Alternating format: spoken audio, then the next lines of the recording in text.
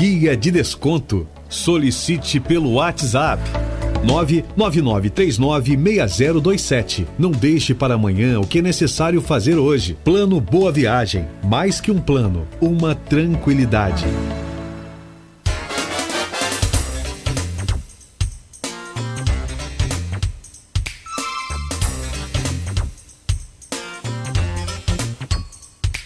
Muito bem, já estamos de volta, são 8h06. Muito bom dia para você ligado aqui na Folha FM. Seja bem-vindo para você que está chegando agora, para quem chegou aí mais cedo também, bem-vindo, bem-vinda. Este é o Folha no Ar, primeira edição, e hoje nós recebemos o diretor do Porto do Açu, o diretor de administração portuária do Porto do Açu, Vinícius Patel, e o jornalista Arnaldo Neto conosco hoje na bancada. E aí no intervalo surgiu aqui um assunto do futebol. Eu falando do Fluminense, o Vinícius meio que abandonando o futebol porque ele está torcendo para o Vasco, e o Arnaldo falou: eu não me meto nessa conversa porque eu estou em outro patamar. E aí eu tive que... Porque o pessoal fica assistindo a gente, deve pensar, esses caras estão malucos aí, não estou ouvindo Sônia aqui, né? Então é só uma justificativa. De volta, Vinícius, eu falava economicamente, como é que está a vida do Porto hoje nessa pandemia? Então, Cláudio, é importante a gente ver aí, e acho que isso é um motivo de felicidade, né? Ver que a gente tem um impacto, uma relevância aí para a região, e que a gente continua não só operando, como desenvolvendo novas ações, né? Então, a gente teve aí recordes, né, que foram noticiados, tanto na operação de transbordo de petróleo, lá com a Superpetróleo, que é uma das empresas instaladas, onde a gente tem aí cerca de 25%, né, do petróleo exportado já passando pelo Açu, passando por São João da Barra, passando pela região.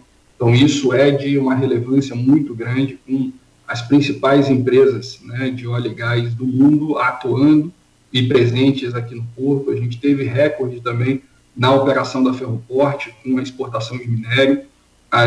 Foi feito agora recentemente, na última sexta-feira, no Dia dos Namorados, a cracação do FSRU, que é a unidade de armazenamento e regaseificação para as térmicas, para o complexo ali da GNA. Então, uma operação muito emblemática, um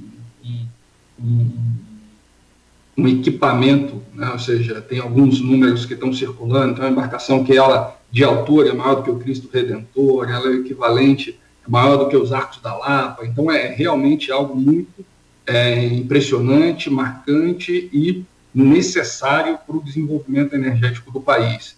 E isso está acontecendo em plena pandemia. Sem falar da própria indústria de óleo e gás, que a gente vê sempre as notícias com um viés bastante negativo. A gente chegou a ter, em alguns momentos, aí, números, né, virados sobre cotação de petróleo e tudo mais.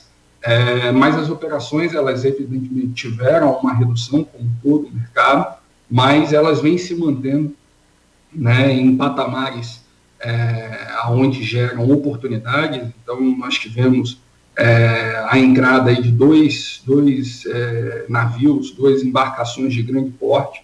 Uma foi a Safe Concórdia, que é um flotel, uma embarcação de porte bastante grande, aconteceu aí há cerca de 2 semanas, no Temult, que é um terminal nosso da Porto do Açu.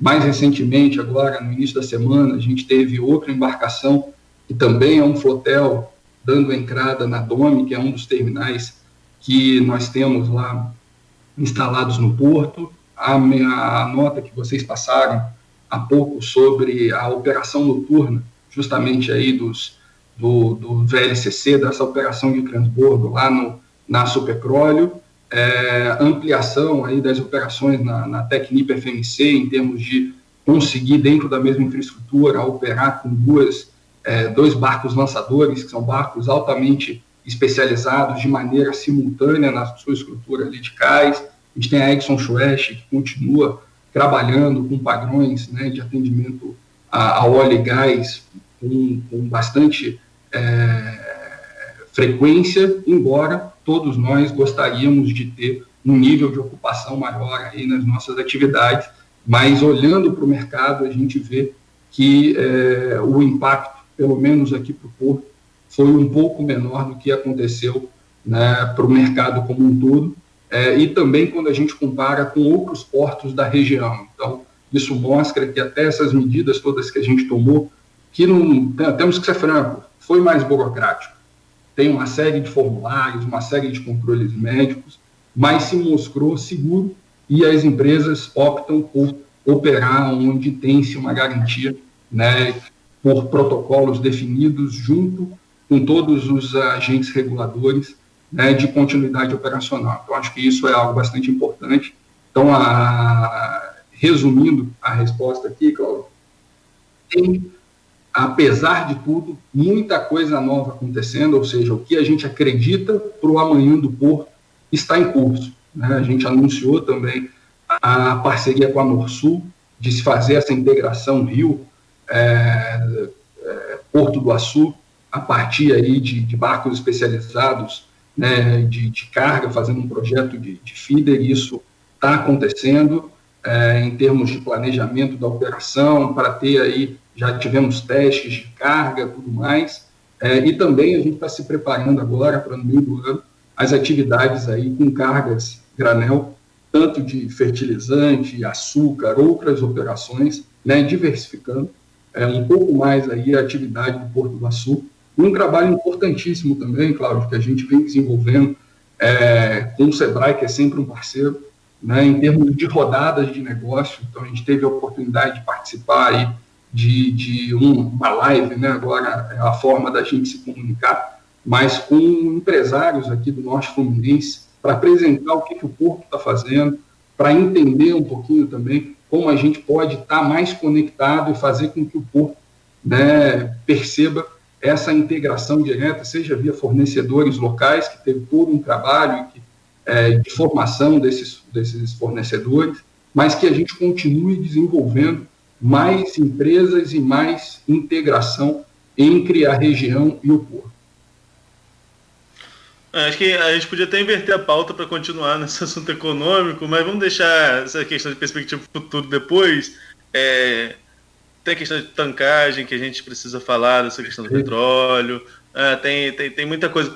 O próprio direcionamento, a gente abriu a semana falando do setor de óleo e gás, a gente recebeu dois técnicos da Firjan falando sobre o setor de óleo e gás e a importância dele para a região. Vamos deixar esse assunto lá para o nosso fechamento. Eu queria voltar, Vinícius, na questão das parcerias do Porto com as prefeituras da região nesse momento de pandemia. Quais são as principais ações do que o Porto do Açu está auxiliando os municípios? A gente falou dessa parceria que interessa diretamente ao próprio Porto, que é a questão aqui da triagem no CEPOP. Há um interesse direto. Agora eu queria falar do interesse da comunidade em receber, de uma questão externa. Qual a parceria do Porto para o atendimento à comunidade do seu entorno? Arnaldo, eu acho que é um ponto muito importante. A gente teve, evidentemente, decisões corporativas, né, sobre o que fazer, mas muitas das iniciativas saíram da nossa equipe, no sentido de opiniões e sugestões das pessoas que trabalham com a gente e que vivem no ambiente. Então, acho que a gente conseguiu criar, né, um caminho de conseguir apoiar em lugares que são com maior benefício, vamos dizer assim. Então, a gente fez aí já ao todo cerca de 26, né, respiradores foram postos aí, funcionais à disposição, alguns deles adquiridos, né, outros foram reparados junto aí com a SESI e Firjan para fazer aí o retorno, né, e isso a gente noticiou junto à Prefeitura de Campos. Mas a gente também teve a aquisição aí de novos ventiladores que foram postos à disposição dos dois municípios, município de São João da Barra, município de Campos. A gente vem fazendo um trabalho muito importante na nossa visão, que é prover recursos às equipes médicas. Então, a gente já fez aí a doação de cerca de 100 mil equipamentos de proteção individual, né, equipamentos que têm a finalidade de uso, né, para o confrontamento direto em ambientes hospitalares. Então, máscaras classificadas, aventais classificados, luvas, óculos, botas, macacões. Então, paramentar as pessoas que, de alguma forma, vão atuar diretamente no socorro e na reabilitação aí das pessoas da nossa comunidade. É importante a gente ver que esse trabalho integrado foi o que permitiu desenvolver ações que envolviam diretamente a comunidade em benefício da comunidade. Então, foram feitas aí milhares de aventais e máscaras com produção local para distribuição à população local.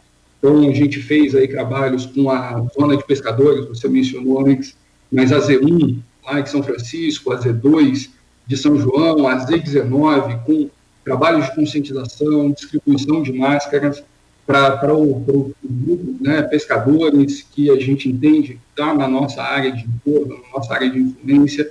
Foram feitas medidas de doação também aí de equipamentos junto às prefeituras para distribuição nas regiões, trabalhos desde carros de som para fazer a divulgação de quais medidas deveriam ser implantadas em termos de proteção das pessoas, telefones de auxílio.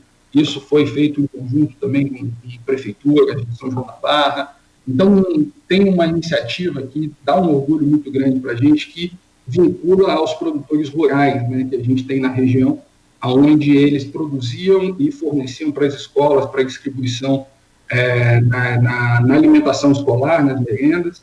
A gente conseguiu montar um modelo aí com algumas dessas famílias, um grupo grande de famílias, onde a gente faz a compra desses produtos e direciona a mais de 20 instituições filantrópicas aí para a alimentação de um grupo grande de pessoas. Então, são mais de 4.000 pessoas beneficiadas com alimentação a partir desses mais de 3.000 quilos de alimento que foram postos à disposição. Então, é o que a gente fala aqui, de alguma forma, estimular uma economia circular local, ou seja, como que o produtor consegue viver dos seus meios e como que as pessoas que têm maior necessidade conseguem ser diretamente impactadas, seja a partir aí de uma alimentação, seja a partir do recebimento de máscaras e condições que lhe deem aí melhor qualidade de saúde.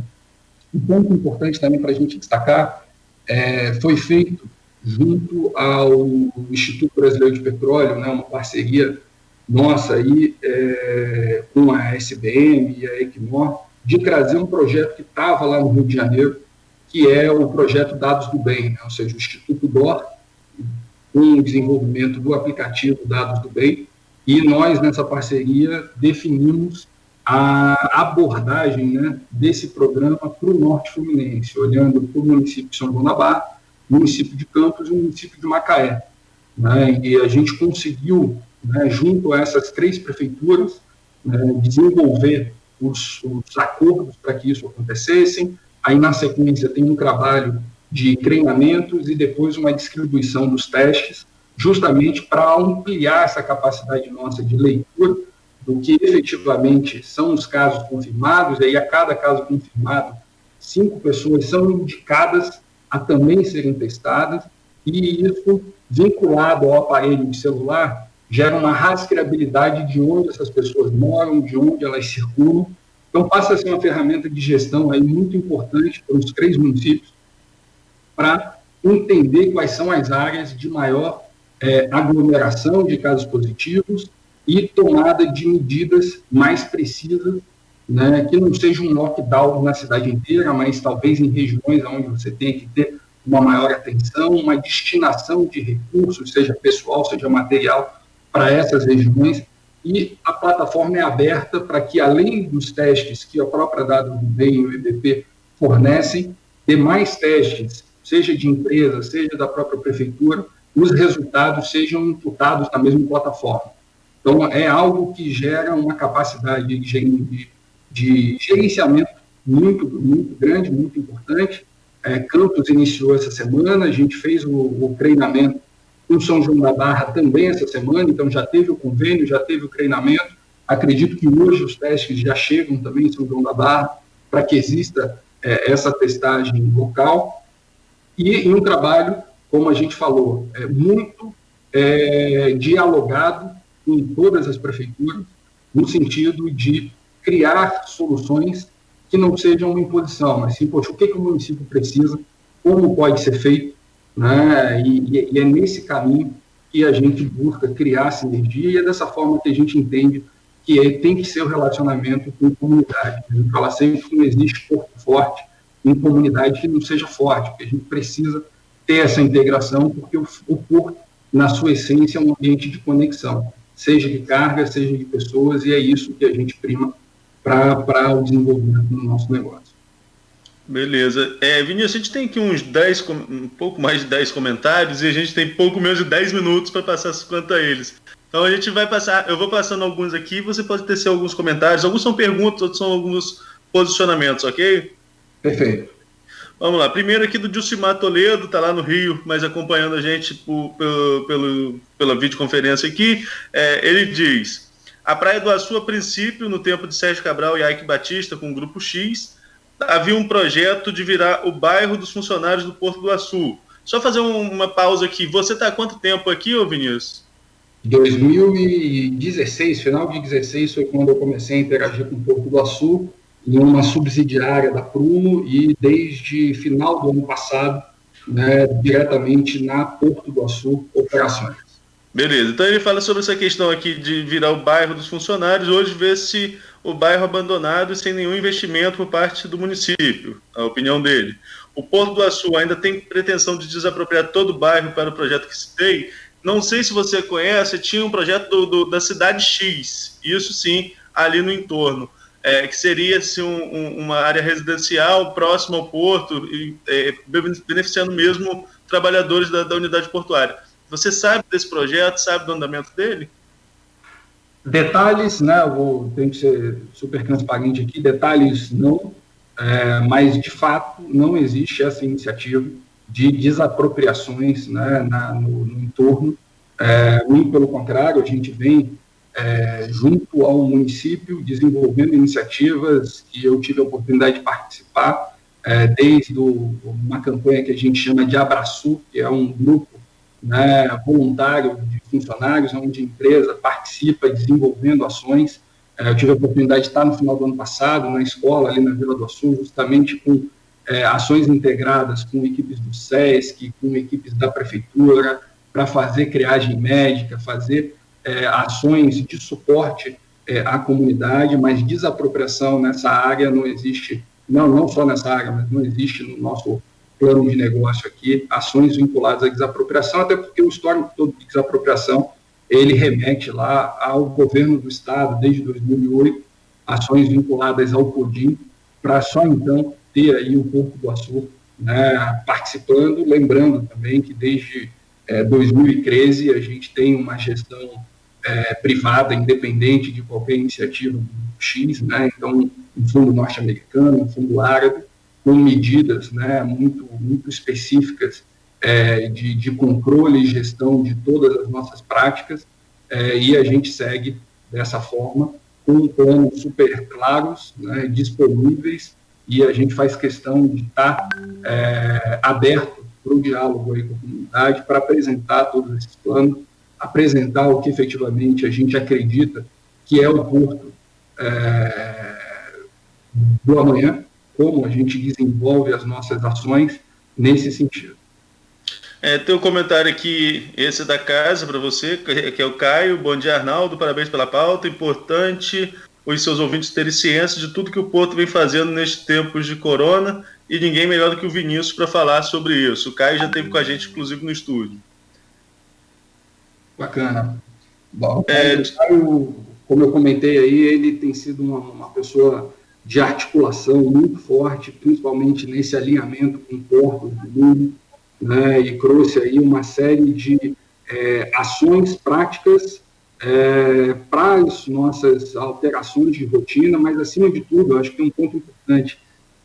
Existe uma associação internacional, a IAPH, a Associação Internacional de Portos, onde, a partir desse trabalho que nós fizemos, a leitura de como estava funcionando o mundo, a gente foi para a associação perguntando, e aí, o que vocês entendem que está acontecendo, o que são melhores práticas, e no fim não existiu um trabalho né, consolidado com relação a isso e passou a existir como liderança do Porto do Açu.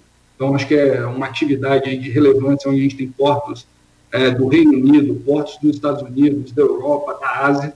Então, um projeto com liderança do Porto do Açu, ou seja, uma liderança nossa, Brasil, Campos, São João da Barra, levando uma consolidação aí de práticas para os portos do mundo, né, de forma interativa, de forma acordada, mas que traz para a gente aqui uma satisfação muito grande, uma responsabilidade muito grande que vem sendo aí muito bem executada pelos times. Tem um outro comentário aqui do Dilcimar, mas tem mais relação até com questões da prefeitura e o Porto como apoio. Eu só vou ler para passar aqui, mas não sei se cabe você responder. Por que estão esquecendo da área central do bairro? Querem investimentos turísticos próximos ao quebra-mar, ao lado das pedras da portaria do Porto. Não quer levar à falência os comerciantes que sobraram na praia. Acho que é mais uma questão relacionada até ao próprio município, e essa promessa do quebra-mar, de fazer um pier turístico ali no quebra-mar, ela acabou não se concretizando. Eu cheguei a anunciar isso no meu blog e ela acabou não se concretizando. Maurício Batista, em uma audiência pública na Câmara em Campos, existem moradores que até hoje não receberam suas indenizações, e quem recebeu foi bem abaixo do mercado. Na questão da desapropriação, um processo sempre delicado de se falar, Vinícius. Quais providências estão sendo tomadas para minimizar esses danos aos proprietários? Tem algum projeto do Porto acompanhando esses proprietários que ainda tem alguma pendência, como você mesmo disse, com a CODIN, nesse processo de desapropriação? Existe um trabalho de acompanhamento nosso, né, de todos os processos, muito mais uma preocupação até com a comunidade. Existe um programa específico com 53 famílias que é desenvolvido, né, toda a parte de reassentamento, toda a parte de suporte no desenvolvimento de atividades, sejam elas agrícolas, mas numa geração de renda em cima do que foi desenvolvido junto com essas famílias. Então, a gente tem a Vila da Terra, que é uma das iniciativas, e que congrega, né, uma série de ações e um cuidado muito grande aí das nossas equipes em assegurar autossuficiência para essas famílias e uma sequência, de novo, sobre algo que foi definido lá atrás ainda pelo governo do Estado. Então, a gente, tanto na parte do suporte direto às pessoas, quanto na parte de acompanhamento de processos, a gente tem equipes que acompanham isso de perto, justamente para entender o fluxo e como isso está sendo tratado aí, que gera um impacto direto nas pessoas do nosso entorno.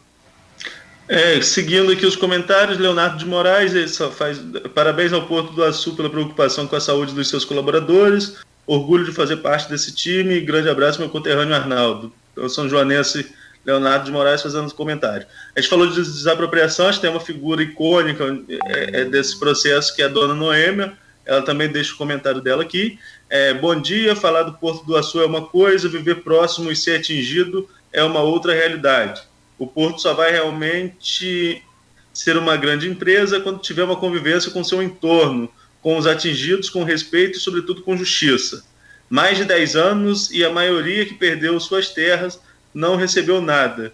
Falo com conhecimento, sou atingido e vivo essa realidade do Açu. Foi o que a gente estava conversando agora, né, Vinícius? Perfeito. João da Costa Cunha, estou na condição de presidente do Sindicato dos Trabalhadores Metalúrgicos de Campos, São João da Barra e Quissamã. Infelizmente, no mês de abril, maio e junho, houve demissão em massa. Quais as perspectivas de novas contratações, seja na frente de obras ou na operação portuária em si? Atualmente, eu estou fazendo todas as perguntas deles aqui, que são extensas, e depois a gente ouve o seu comentário. Ele fala sobre essa questão de demissão em massa, quais as perspectivas de novas contratações. Atualmente, qual o percentual de trabalhadores contratados da região, em especial de São João da Barra e Campos? Pois existe grande quantidade de trabalhadores de outras regiões do país trabalhando no porto. Ademais, foram inúmeras reclamações de trabalhadores no que tange a redução de carga horária e redução de salário, infelizmente sem a participação do sindicato, que acaba sendo uma imposição para os trabalhadores. Com relação aí à taxa, né, de pessoas locais, hoje a gente trabalha aí de maneira uniforme, né, no Porto, e lembrando de novo que a gente tem uma série de companhias lá dentro, mas a gente tem um número de cerca de 70% de população, né, trabalhadora da região. Então, considerando São João da Barra, considerando as regiões de Campos, que são pessoas aí que atuam diretamente no porto. Com relação à redução, a gente tem um nível, né, de execução de atividade, e eu acho que acabou coincidindo alguns aspectos também. Lá, quando a gente reduziu significativamente a quantidade de pessoas no porto, coincidia com um estágio da obra, principalmente da GNA, que já chegava ali próximo aos 95% de finalização de toda a parte de obra civil. Então, evidentemente, tem uma série de ações aí vinculadas a isso, mas uma certeza que a gente tem é que todos os empreendimentos que estão no porto são mais fortes do que a janela que a gente está vivendo. Então, temos trabalhado diariamente para retomar todas as iniciativas que, de alguma forma, sofreram algum impacto e que agora a gente tem que correr efetivamente atrás do tempo, mas a gente, com certeza, não será leviano no sentido de fazer remobilizações, trazer pessoas sem que a gente tenha a condição de segurança a todas as pessoas que estão lá. E isso a gente vai fazer não só segundo os nossos protocolos, mas também acordando todos esses protocolos com as autoridades. Então, logo a gente tem a capacidade de voltar uma equipe, acorda-se com prefeitura, com as entidades reguladoras. Como vai ser feito isso? A gente gradativamente vai retornando, porque, como eu falei, a gente tem um horizonte de desenvolvimento portuário que é muito, muito longo. E isso é algo que a gente vai continuar mirando, dando passos a cada dia, mas sempre assegurando a saúde das pessoas que estarão no porto. Ok, Nogueira. Muito bom. Foi o que a gente falou, era aguardado com grande expectativa e, naturalmente, um assunto importante que é o porto é onde a gente se apega no momento, já que, né, o município em especial, o estado também, né, mas que viveu tempos, vamos dizer assim, gloriosos de royalties, hoje, né, se apega aí ao porto, e aí a gente, Campos, pega uma carona e pega diretamente, porque assim, eu já vi movimento em Campos com relação ao comércio de varejo e também rede imobiliária de se festejar pelos comerciantes e também pelos, né, construtores, empresários aí do ramo. Enfim, o porto é, sem dúvida nenhuma, de fundamental importância para a região. São 8h33 e o Vinícius está abordando isso de forma bem clara para a gente. No próximo bloco, então, as perspectivas econômicas pós-pandemia. Como é que o porto reage a isso tudo aí? E tem sempre uma questão que fica, quando é que o porto vai ser inaugurado? Na verdade, porto é um tipo de investimento, né, que ele está sempre em crescimento, né?